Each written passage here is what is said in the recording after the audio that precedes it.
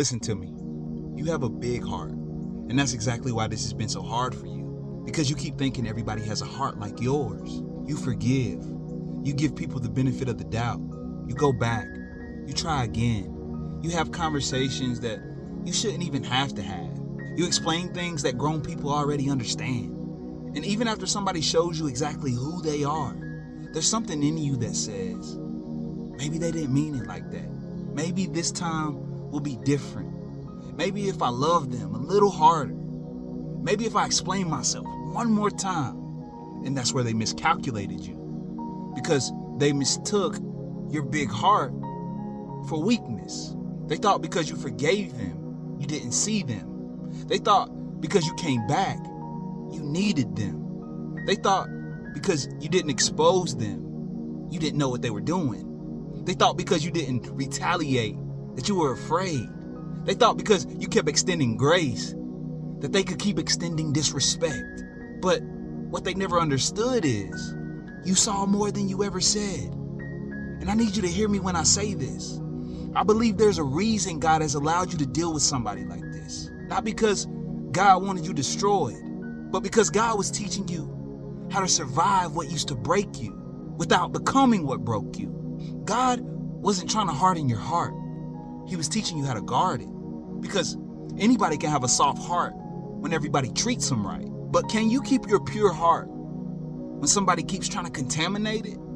Can you keep your integrity when somebody's lying on your name? Can you stay disciplined when somebody keeps provoking you, hoping you finally react so they can point the finger and say, see, I told you? Can you forgive without giving unlimited access?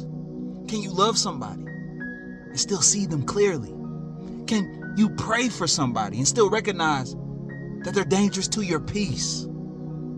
That's what God has been teaching you. A soft heart with open eyes. Look at David and Saul.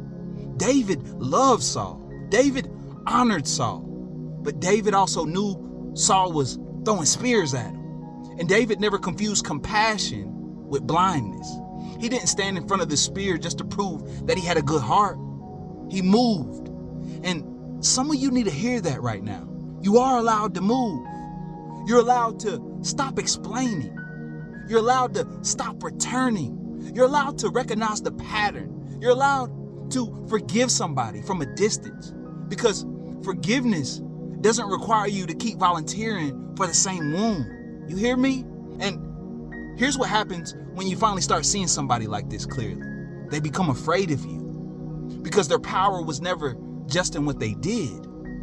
Their power was in your confusion. As long as you were questioning yourself, they had room. As long as you were trying to prove your heart, they had room. As long as you needed everybody else to understand what was happening, they had room. But when you finally see the pattern, when you stop taking the bait, when you stop defending yourself against every lie, when you stop needing their apology, when you stop needing them to admit what they did, something changes.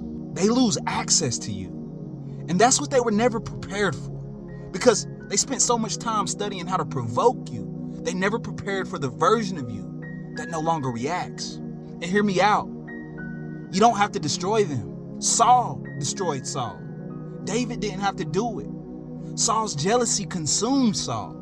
Saul's insecurity consumed Saul. Saul's obsession with destroying David became a part of his own deterioration. And while Saul was spending his energy trying to pull David down, David was becoming king. Don't miss that. While Saul was watching David, God was developing David. While Saul was plotting, God was preparing. When Saul was throwing spears, David was learning how to dodge them. And every spear David survived was preparing him to carry something Saul could no longer carry. Some of you are looking at the person fighting you and wondering why God hasn't stopped them yet. Maybe you need to look again, because they may be throwing the spear, but God is training your reflexes. They may be lying on you, but God is removing your addiction to being understood. They may be trying to provoke you, but God is developing restraint.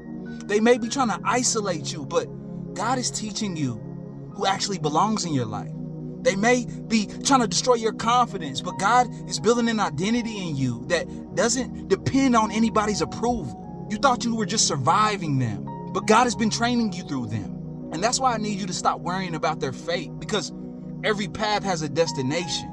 Every seed eventually produces a harvest. You can't spend your entire life manipulating people, lying, controlling, provoking, destroying relationships, and attacking everybody who threatens your image and think that road leads nowhere.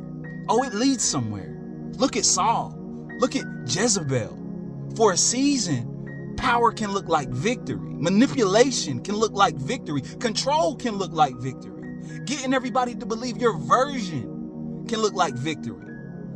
But time has a way of exposing what appearances can hide, because eventually patterns produce consequences. Eventually people start noticing. Eventually relationships deteriorate.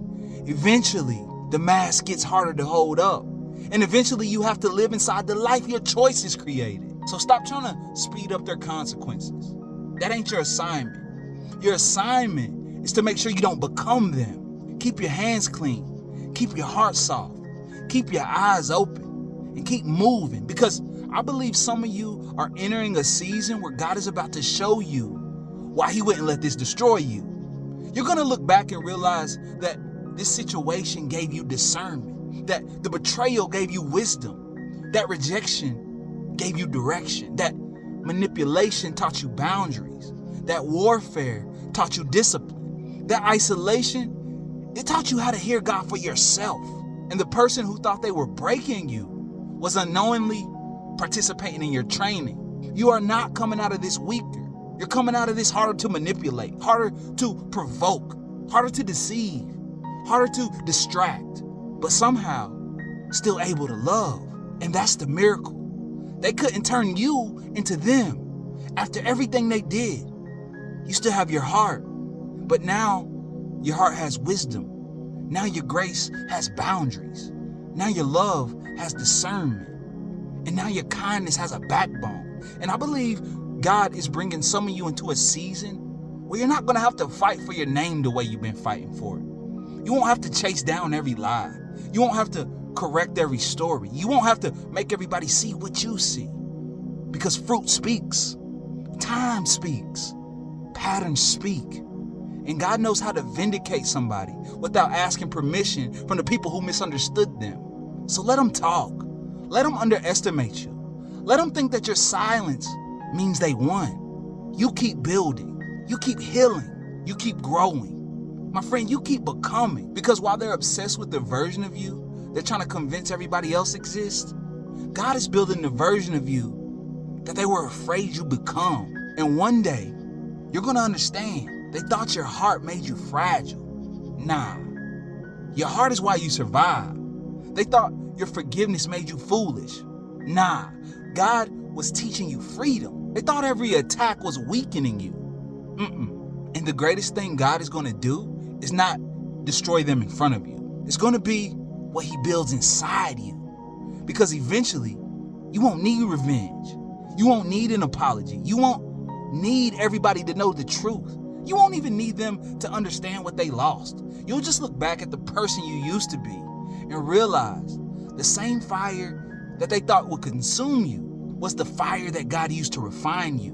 And while they were trying to become your downfall, God was using the whole thing to prepare you for the next level.